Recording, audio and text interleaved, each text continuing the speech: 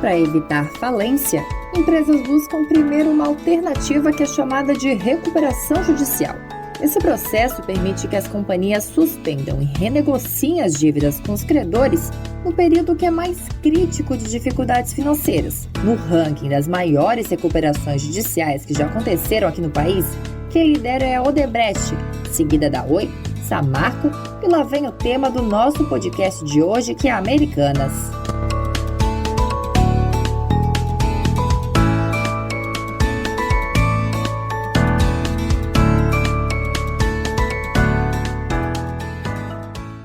A real situação do rombo ainda está sendo apurada. A Americanas tinha dito que as chamadas inconsistências contábeis do balanço seriam de 20 bilhões. Depois mudou para 40 bilhões e já subiu novamente para 47 bilhões. Uma das empresas mais reconhecidas no mercado de varejo brasileiro, com lojas por todo o país e mais de 40 mil trabalhadores. Agora enfrenta brigas com bancos, protestos de funcionários e uma série de processos de acionistas que se sentiram lesados, além de tantos outros na Comissão de Valores Mobiliários da CVM, que investigam também suposto insider trading, operações com informação privilegiada. Será que a prática era conhecida? Ainda em investigação. E o que esperar do futuro da companhia? Eu sou Jéssica Mello, jornalista do Investe.com Brasil, e conversei sobre esse tema com Fernando Ferrer, que é analista da Empíricos, Leandro Siqueira, cofundador da Varos e especialista em ações da SPIT, além de Rodrigo Salvador, que é sócio da HCI Invest e planejador financeiro pela Planejar. Bora lá? A Americanas já interrompeu contratos com fornecedores e encerrou o serviço de televendas, diante do quarto maior processo de recuperação judicial do país. Para Rodrigo Salvador, que é sócio da HCI Invest, a comparação com outros processos ainda é difícil. Porque a gente não sabe qual que é o grau de extensão dessa inconsistência contábil que ela colocou no balanço, né, loja americana. Porque, assim, a princípio, o que ela fez, né? Ela não mudou, falando de estrutura contábil numa empresa, ela não colocou uma dívida menor do que ela tinha. O passivo dela vai continuar o mesmo. O passivo, o patrimônio líquido da empresa. O problema é onde que ela estava colocando as dívidas, né? Então, porque você tem, quando você fala de balanço de uma empresa, você tem o fluxo de caixa operacional e o fluxo de caixa financeiro. Para quem não lembra, tudo começou quando o então CEO, Sérgio Rial, renunciou ao cargo depois de ter começado apenas há alguns dias, apontando erros contábeis que teriam durado décadas. Dívidas com bancos, que são dívidas financeiras, estavam sendo consideradas na parte relativa a fornecedores, maquiando a real situação de endividamento da companhia. E o que é esse tal de risco sacado que ficou em foco após as chamadas inconsistências contábeis? Salvador detalha como funciona. Nada mais é do que a empresa tomar dinheiro com os bancos, né, fazer uma dívida financeira, como eu falei, para cobrir as suas dívidas com fornecedores. Leandro Siqueira, que é cofundador da Varos, explica qual a implicação de não ter colocado a operação de risco sacado como dívida financeira.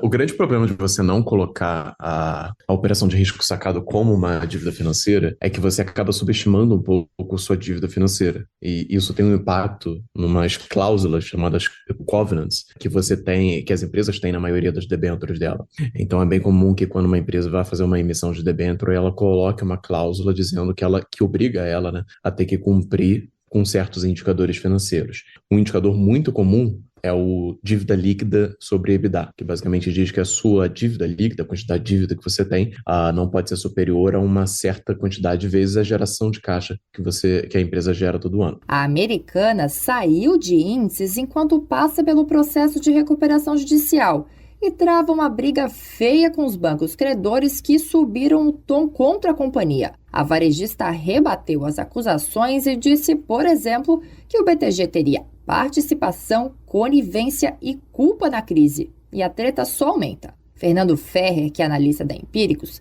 avalia que quando a companhia pediu a recuperação judicial, o nível da conversa com os bancos mudou completamente. No dia seguinte, o Rial estava no BTG dando uma conferência, né? Então os bancos tentaram, de uma forma, eu diria que amigável, pelo menos no início, de ter a companhia perto e até negociaram uma extensão do prazo de pagamento. né? Porque os bancos estavam topando tomar uma certa penalidade, mas quando a empresa entra em recuperação judicial, eles não podem mais executar a companhia. Então, o que eu senti é que os bancos sentiram como se tivessem tomado uma punhalada nas costas, né? E a partir daí o tom foi subindo. A escalada de tensão deve piorar na visão de Ferrer, e o provisionamento dos bancos pode deixar a situação delicada. O analista da Empíricos aponta o que esperar dos processos da CVM, incluindo aquele de insider trading. Fato é que a companhia divulgou lucros históricos, né, no último ano e pagou bons dividendos, o que beneficiou diversos atores, stakeholders aí da companhia. E logo após do anúncio do Rial como presidente da companhia, os diretores da Americanas venderam mais de 200 milhões de reais em papel da Americanas, né? Então, assim, são diversas dúvidas que estão no ar. Será que lá atrás, quando foi anunciado o ajuste societário, né, a reestruturação societária, em que o grupo 3G sai do controle e vira só acionista de referência, será que desde lá eles já sabiam? Será que os diretores sabiam e por isso eles venderam com o anúncio do Rial? O receio é de que possa haver um contágio para outras empresas, principalmente as varejistas ou as que possuem os mesmos acionistas, a 3G Capital, de Jorge Paulo Lemann, Marcel Teles e Carlos Alberto Sicupira. Ferrer acha que o trio dos acionistas de referência, mas que já foram controladores, está muito calado, evitando a exposição. Para Ferrer, a companhia precisaria de um aporte relevante de capital, entre 12 e 15 bilhões de reais. Né, a gente achava que a empresa tinha 7,8 bi de caixa, né, pelo menos a contar com o resultado do terceiro trimestre. Na verdade, ela tem 800 milhões, né, então 90% a menos. E, obviamente, os fornecedores da companhia, eles estão evitando vender produtos para a companhia, a não ser que à vista. Os próprios sellers da plataforma estão evitando também vender porque eles têm receio de não receber o take rate ali da venda. Os clientes ficam com receio de receber o produto. Então, se o acionista de referência, que foi controlador durante vários e vários anos, não der uma declaração mais contundente de que, olha, vou salvar a companhia, vou aportar 12 bilhões de reais, a gente vai ter uma deterioração de imagem e de participação de mercado da companhia. Siqueira concorda e acredita que, se não houver um aporte, o futuro da empresa é a falência. É bem difícil que ela consiga prosseguir sem nenhum tipo de capitalização, primeiro porque a concessão de crédito dela vai ser muito mais escasso, então os bancos estão muito menos predispostos a conceder crédito para ela, os investidores certamente estão muito menos predispostos, os fundos estão muito predispostos, seja por via de crédito por debenture, seja investindo diretamente na empresa no follow-on, algo do gênero. Então é bem difícil que a empresa consiga sobreviver sem um grande aporte vindo dos controladores. Inclusive os fornecedores dela vão criar um certo grau de desconfiança com a empresa. Além dos bancos, que são os credores, tem muita gente sendo impactada. Quem tinha dinheiro nas caixinhas do Nubank, por exemplo, chegou a ter a rentabilidade negativa na renda fixa porque o fundo tinha debêntures das Americanas. Os fundos imobiliários e cadeias de suprimentos também seguem em alerta, segundo Salvador. A gente não sabe se vão fechar lojas, se vão fechar todas as lojas, se vão fechar metade, a gente não tem esse panorama ainda também. E o outro exemplo que eu citei é a cadeia de suprimentos. As grandes empresas de chocolate, eu não lembro qual, só tem uma que não tinha uma dívida grande, se era Garoto, agora não lembro qual, mas as outras todas, Nestlé, Lacta, dívidas enormes com a Americana. Então a gente também vai no setor alimentício. Eu estava vendo ontem num podcast, a pessoa que estava dando, ele não falou que não queria abrir o nome da marca, mas tem uma marca de batata muito grande, dessas batatas fritas, que 40% do seu faturamento vem das lojas americanas. As ações da Americanas vieram ladeira abaixo, chegaram até a valer centavos e seguem oscilando muito. Mas para o investidor que quer comprar agora, será que vale o risco? Todos os analistas dizem que não. Na visão da HC Invest, as varejistas já passavam por um momento complicado diante de um ciclo de alta nos juros. Já não era recomendada a compra dos papéis.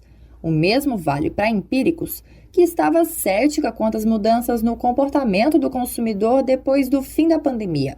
No ano passado, a Empíricos estava short em Americanas, mas agora não recomenda nem isso e sim passar longe dos papéis. Mesmo com os impactos, no entanto, considera Itaú e BTG oportunidades de compra. Siqueira completa que a Varo sempre enxergou o varejo de eletroeletrônicos com maus olhos. Não existe uma grande diferenciação de produto entre as empresas.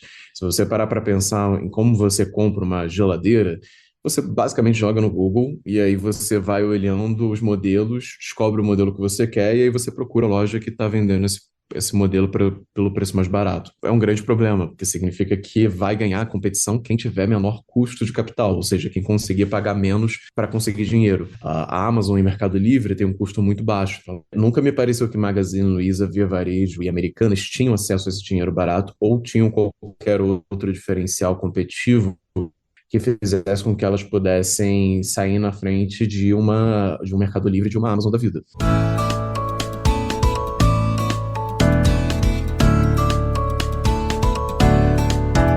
E você, tinha ou tem papéis da Americanas? Então não deixa de acompanhar os próximos capítulos dessa novela nos conteúdos do Investe.com Brasil. Por hoje eu vou ficando por aqui, até a próxima!